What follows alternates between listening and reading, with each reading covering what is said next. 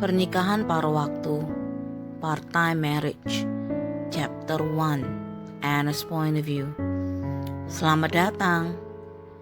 Sambutan ceria si pelayan cantik dan senyum manisnya seketika menambah suasana hangat restoran yang sudah menjadi langgananku selama 5 tahun ini. Masih dengan senyum manisnya yang seakan-akan tak pernah pudar, si pelayan mengantarkanku ke meja yang sudah aku pesan beberapa hari sebelumnya. Walaupun sudah 5 tahun berlalu, tetapi tempat ini, desainnya dan suasana di dalam dan di luar ruangannya masih saja sama seperti dahulu. Dan sama seperti 5 tahun yang lalu, meja kedua di sudut ruangan dekat jendela inilah yang selalu menjadi favoritku sejak dulu. Alasannya sebenarnya sederhana. Hanya dari tempat duduk inilah pemandangan taman di luar restoran bisa dilihat dengan lebih jelas. Alhasil, duduk sampai berjam-jam pun aku bisa tahan di sini. Sama seperti kebiasaanku yang sudah-sudah, setiap kali datang ke tempat ini, aku selalu melongokkan kepalaku keluar jendela begitu sampai di tempat duduk ini. Angin bertiup kencang menerpa wajah dan rambutku. Kesejukannya seakan mengangkat semua beban dan rasa khawatirku seketika. Ditambah lagi keharuman bunga mawar yang ikut berhembus ke arahku benar-benar membuatku rileks. Satu hiburan kecil memang, tapi efeknya selalu membuatku merasa lebih baik. Apalagi aku tidak harus membayar lebih untuk mendapatkan semua ini. Hanya tinggal melongokkan kepalaku saja, aku sudah dapat menikmati semua keindahan ini. Permisi mbak, mau pesan apa? Suara si pelayan seketika mengagetkanku. Tak mau terlihat seperti orang aneh, aku cepat-cepat menjauh dari jendela dan kembali mengubah posisi dudukku. Saya masih nunggu teman mbak, nanti saja pesannya kalau orangnya sudah datang. Mendengar itu, si mbak pelayan mengangguk mengerti dan meninggalkanku dengan sopan. Setelah si pelayan pergi, tanganku langsung merogoh handphone dari tasku dan secepat kilat mengetikkan pesan supaya cepat datang pada temanku yang kemarin berjanji akan datang setengah jam lebih awal tersebut.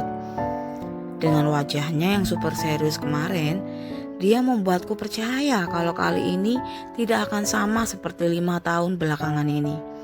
Kali ini dia yang akan datang lebih dulu dan tidak akan membiarkanku menunggu lagi.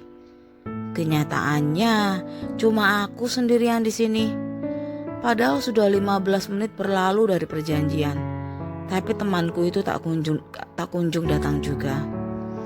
OTW. Pesan balasan yang super singkat itu membuatku tersenyum. Sama seperti tempat ini, kebiasaan temanku yang satu ini juga tidak sedikit pun berubah. Selalu saja terlambat kalau diajak ke tempat ini.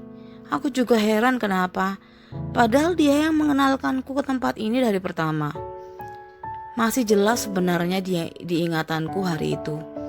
Dia berkata akan mentraktir aku ke tempat makan yang enak, murah, dan nyaman tempatnya. Mendengar kata traktiran, aku langsung mengiyakan saja. Waktu itu adalah hari seminggu setelah kelulusan kami dari SMA. Untuk merayakannya, aku mengira dia akan mengajakku ke tempat spesial dan membuatku bahagia. Dia memang membawaku ke tempat yang menyenangkan. Tempat seperti yang dijanjikannya, enak, murah, dan nyaman tempatnya. Namun betapa tak kusangka di hari pertama itu dia sudah membiarkanku menunggu selama 45 menit dan berhasil membuatku panik.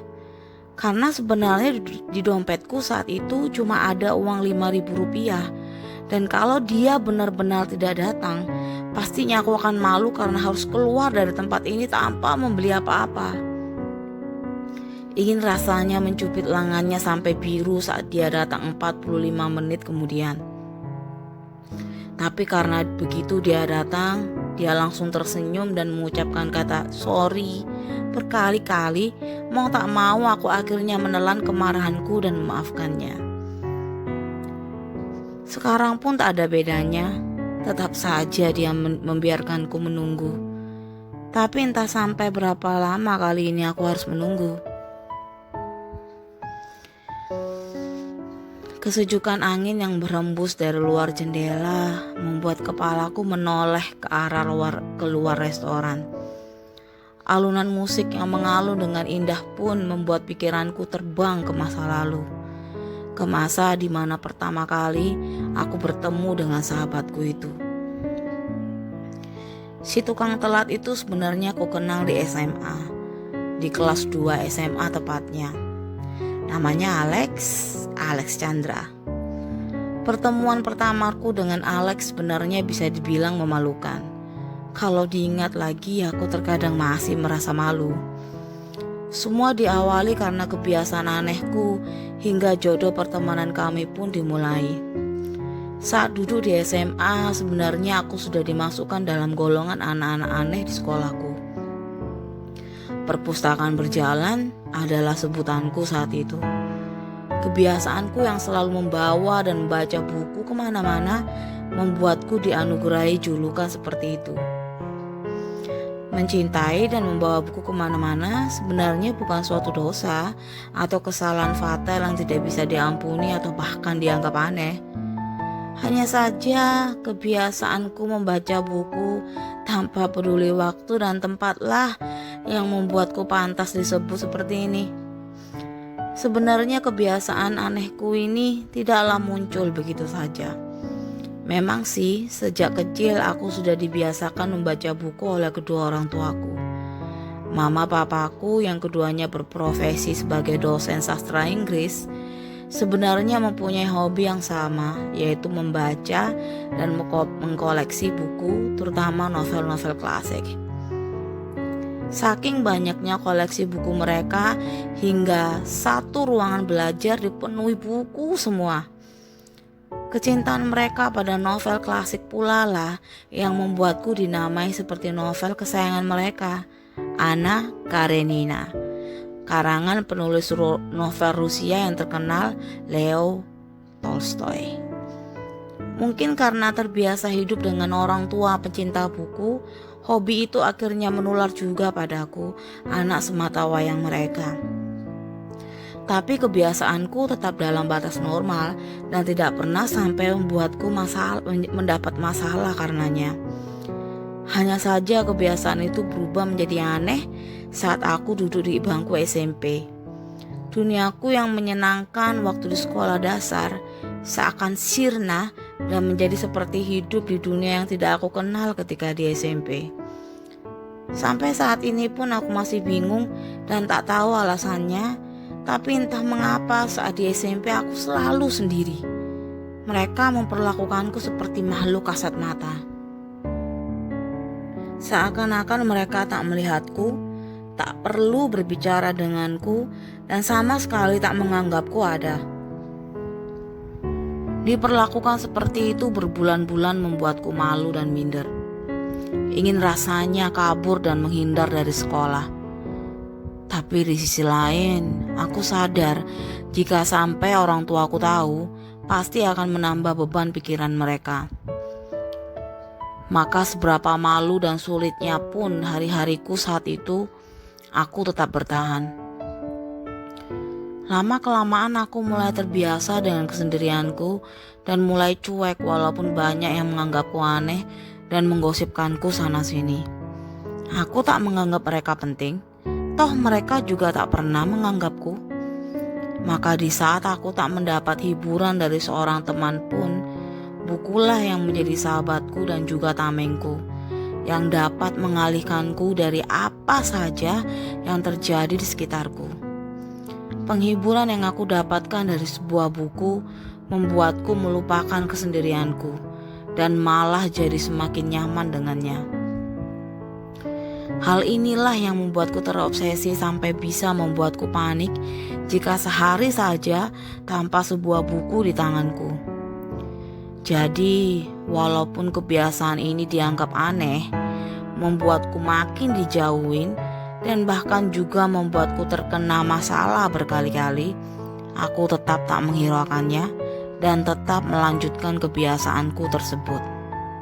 Salam masuk kelas, nabrak-nabrak orang karena keasikan membaca, diomeli orang tua dan guru, hingga salah naik angkot sepulang sekolah dan akhirnya baru sampai di rumah jam 7 malam, adalah beberapa masalah yang timbul sebagai efek dari kebiasaan membaca, tak kenal tempat, tak kenal waktu tersebut.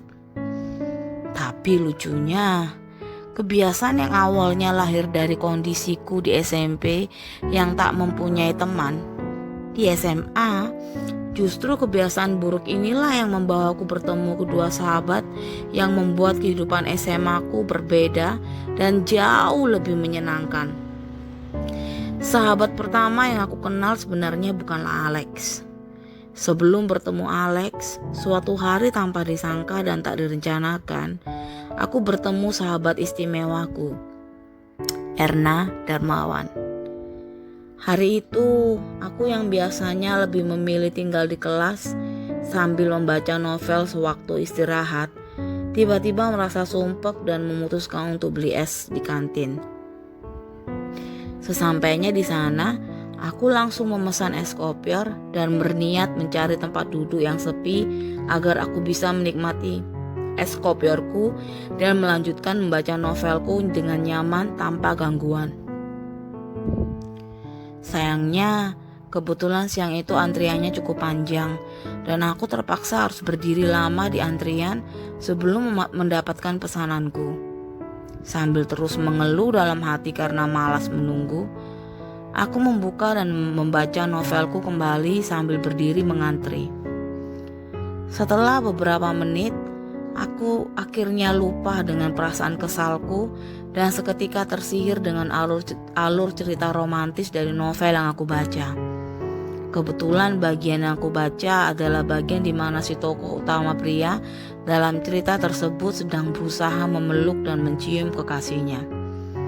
Tak ayal, setiap kata yang terpapar di bagian itu yang diisi dengan penuh hasrat dan keromantisan berhasil membuatku berdebar tak karuan dengan mata yang bagaikan menempel kuat dengan novel yang aku baca. Seakan-akan jika sedetik saja mataku beranjak dari kata-kata yang aku baca, fantasi yang terbentuk di kepalaku bisa buyar. Dan tentunya aku tidak mau itu terjadi. Itulah sebabnya saat pesanan es kopiorku jadi, aku langsung cepat-cepat membayar dan menyambar begitu saja es yang aku pesan dengan mata yang beranjak 1 menit saja dari novel di tanganku. Dengan terburu-buru, aku berbalik hendak menuju tempat duduk yang sudah aku incar sebelumnya. Tapi tak kusangka saat berbalik, aku menubruk cewek yang berdiri mengantri di belakangku dan yang memperparah keadaan adalah es yang aku bawa tumpah dengan tak karuan mengenai kemeja putihnya. Karena terkejut, aku terdiam dan memandangi korban es kopiorku dengan mulut menganga. Jujur, aku tidak tahu harus berkata apa saat itu.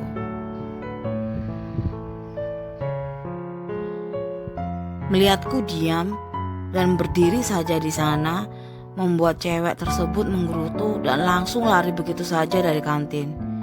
Sadar aku sudah berbuat kesalahan lagi, dengan cepat aku meletakkan es kopiorku dan berlari mengejar cewek itu untuk meminta maaf. Setelah mengejarnya beberapa saat, dia terlihat terburu-buru berlari ke arah kamar mandi. Aku pun langsung mengikutinya ke dalam. Dan saat aku masuk, dia terlihat sedang berusaha melap bagian depan kemejanya dengan tisu berkali-kali. Melihat itu, aku benar-benar merasa bersalah. Karena tampaknya beberapa kali pun dia mencoba membersihkan noda bekas es kopior tadi, noda tersebut tidak sedikit pun berkurang. Parahnya, bekas tumpahan tadi malah terlihat melebar dibandingkan sebelumnya. Maaf ya, gara-gara aku seragammu jadi kotor begini. Suruhku lirih saraya berharap dia tidak terlalu marah padaku. Tapi entah karena masih marah atau mungkin tak mendengar ucapanku, cewek itu sama sekali tak merespon. Perhatiannya masih pada bagian depan kemejanya yang penuh noda tersebut. Aku jadi salah tingkah. Apalagi aku melihat ekspresi yang semula terlihat panik, tiba-tiba berganti menjadi ekspresi orang yang mau menangis. Gini aja, gimana kalau kamu pakai bajuku saja? Biar aku yang gantian pakai bajumu yang basah. Wah, bingung juga. Dari mana ide seperti itu bisa mampir ke kepalaku? Yang pasti, aku tak mungkin membiarkannya seharian memakai pakaian kotor dan basah hanya karena kebodohanku. Gak apa-apa, biarin aja deh gini, jawabnya dengan nada sedih. Kamu kan tak mungkin seharian pakai baju basah dan kotor begini. Lagian nanti pelajaran keempat aku ada pelajaran olahraga. Jadi aku bisa pakai seragam olahragaku saja nanti sampai pulang sekolah. Nanti di rumah aku cuci dulu bajumu, baru aku kembalikan ke kamu. Setelah mendengar perkataanku, cewek itu masih terlihat ragu-ragu. Ayolah, aku gak enak kalau kamu masuk kelas dengan baju kotor seperti ini. Bisa-bisa kena hukum guru BP kamu nanti. Suruhku mencoba meyakinkannya. Dia pun perlahan menganggukkan kepalanya tanda setuju. Melihat itu, aku akhirnya merasa lega. Oh ya, kamu anak kelas berapa ya? Soalnya besok biar aku saja yang ke kelasmu buat mengembalikan seragammu. Tanyaku setelah kami berganti seragam satu sama lain. Kelas 21. Tanya saja nanti sama temanku kalau kamu gak ketemu aku di kelas. Namaku Erna Darmawan. Setelah pertemuan yang tidak menyenangkan tersebut, sebenarnya kami tidak langsung menjadi dekat. Butuh waktu berbulan-bulan sampai akhirnya kami menjadi sahabat. Diawali dari saling menyapa, mengobrol singkat, sampai akhirnya kami menemukan kebiasaan yang sama. Sungguh kebetulan, ternyata dia juga sama denganku. Dia juga ternyata suka membaca novel, walaupun memang tidak berlebihan seperti kecintaanku pada buku. Hal itulah yang membuat kami menjadi dekat dan sering menghabiskan waktu bersama-sama, baik waktu istirahat ataupun sehabis pulang sekolah. Terkadang aku yang mampir ke kelasnya, atau kadang dia yang datang ke kelasku untuk sekedar mengobrol atau mengajakku ke kantin bersama. Tak jarang pula aku diajaknya berburu novel ke toko-toko buku sampai berjam-jam lamanya pulang sekolah. Alhasil, aku yang selalu sendirian dan tak punya teman serasa mendapat durian runtuh. Namun, ternyata kebahagiaanku tidak berhenti sampai di situ saja. Tuhan ternyata masih ingin menghadiahiku seorang teman lagi 2 bulan setelah pertemuanku dengan Erna. Awal pertemuan kami bukanlah pertemuan yang termasuk kenangan yang indah bagiku, karena kondisinya saat itu jauh lebih memalukan daripada waktu bertemu Erna. Waktu itu aku sedang tergesa-gesa berlari ke toilet. Tapi karena cerita yang aku baca pas bagian yang seru-serunya, jadi sambil lari pun pandanganku tak lepas dari novel yang aku baca. Rupanya setelah kejadian dengan Erna pun aku masih tidak kapok mengulangi kebiasaan burukku lagi. Sesampainya di dalam toilet, dengan berat hati aku akhirnya menutup novelku. Tapi betapa kagetnya aku karena saat aku berpaling dari bukuku, aku mendapati seorang cowok tiba-tiba saja berdiri di depanku. Aku membeku. Dia pun panik melihatku sambil tangannya sibuk menaikkan resleting celananya. Beberapa detik kemudian aku sadar dan langsung berteriak sekuat tenaga dan dengan refleks melempar novel di tanganku ke wajahnya. Cowok itu kaget dan tidak sempat menghindar, sehingga ujung sampul novel yang keras mendarat tepat di hidungnya.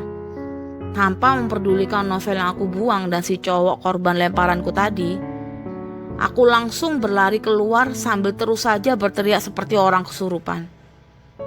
Semua yang mendengar teriakanku langsung menghampiri, termasuk beberapa guru yang kebetulan berada di sekitar situ. Mereka mulai menanyaiku dan aku pun berusaha menjelaskan dengan nafas yang tersengal-sengal sambil menunjuk-nunjuk ke arah toilet. Tapi betapa kagetnya aku ketika toilet yang aku tunjuk bertuliskan toilet pria. Aku yang masih tidak mempercayai penglihatanku langsung menghampiri toilet tersebut untuk memastikan. Ternyata benar, toilet tersebut memang benar toilet pria dan cowok tadi masih berdiri di situ sambil meringis memegangi hidungnya yang berdarah akibat lemparanku tadi. Saat itu, aku sungguh-sungguh berharap bumi segera terbelah dua dan menelanku. Atau mungkin semua orang di situ tiba-tiba mendapat serangan amnesia sehingga kejadian memalukan itu secara otomatis terlupakan. Tapi sayangnya, tidak satu pun harapanku terkabul. Yang terjadi malah semua yang ada di situ mulai menertawaiku. Wali kelasku menjewerku dan menyita novel kesayanganku. Tidak hanya itu, aku masih harus mengantar cowok mimisan tersebut ke klinik sekolah dan menemaninya sampai mimisannya berhenti. Sesampainya di klinik aku langsung meminta maaf. Aku pikir dia bakalan marah-marah dan minta ganti rugi. Aku sempat khawatir kalau itu terjadi. Mau aku bayar pakai apa? Uang jajan bulananku waktu itu sudah menipis gara-gara dibelanjain buku-buku dan novel-novel bekas seminggu sebelumnya. Kalau minta dari orang tua, takutnya malah kena marah dan tidak dikasih uang jajan lagi selamanya. Karena gak ada jalan keluar lagi, aku langsung memasang jurus pamungkasku yang bernama jurus muka memelas. Untungnya jurus tersebut masih ampuh. Cowok itu gak jadi marah dan memaafkanku tanpa meminta uang ganti rugi sepeser pun. Namaku Alex, kamu? Katanya tiba-tiba sambil mengulurkan tangannya ke arahku. Ana, namaku Ana. Walaupun keduanya berawal dari kesialan, tapi malah membuat aku yang jarang punya teman karena terlalu sering bergaul dengan buku daripada manusia, akhirnya mempunyai sahabat. Setelah bersahabat dengan mereka, aku jadi menikmati hari-hariku di sekolah. Tidak pernah sekalipun penyakit ingin membolosku kambuh. Malah kalau bisa jadwal masuk sekolah ditambah jadi setiap hari. Memang kedengarannya berlebihan, tapi aku benar-benar menikmati waktu-waktu kebersamaan kami sehingga tidak pernah puas kalau cuma ketemu Senin sampai Sabtu saja. Saking seringnya kami bertiga menghabiskan waktu bersama-sama, persahabatan kami pun jadi perhatian teman-teman sekelasku. Banyak dari mereka yang senang dan bahkan memuji persahabatan kami yang selalu terlihat semakin kompak. Tapi di lain pihak ada juga yang mengejek kedekatan kami dengan komentar yang menyakitkan. Mereka sering berkomentar tentang betapa bedanya aku dengan Alex dan Erna. Perbedaannya terlalu mencolok, bak langit dan bumi, olok mereka suatu hari. Tapi yang paling menyakitkan adalah komentar mereka yang mengumpamakan Alex bagaikan pangeran tampan, Erna bagaikan putri cantik, sedangkan aku malah terlihat bagaikan pembantu jika dibandingkan dengan Alex dan Erna. Menyebalkan. Kalau saja tatapan bisa membunuh, waktu itu mungkin banyak dari teman-temanku yang sudah rebah tak bernyawa karenanya. Namun setelah dipikir-pikir, mereka berdua memang berbeda jauh dariku. Pertama, Alex dan Erna selalu terlihat seperti model dalam kondisi apapun. Tidak pernah sedikit pun terlihat kucel sepertiku. Kedua, mereka berdua tergolong dari keluarga yang kaya raya, yang berangkat dan pulang sekolah naik mobil. Lain denganku, yang walaupun juga berangkat dan pulang dengan naik mobil, tapi mobil yang aku naiki bukanlah mobil mewah seperti punya mereka, melainkan mobil angkot.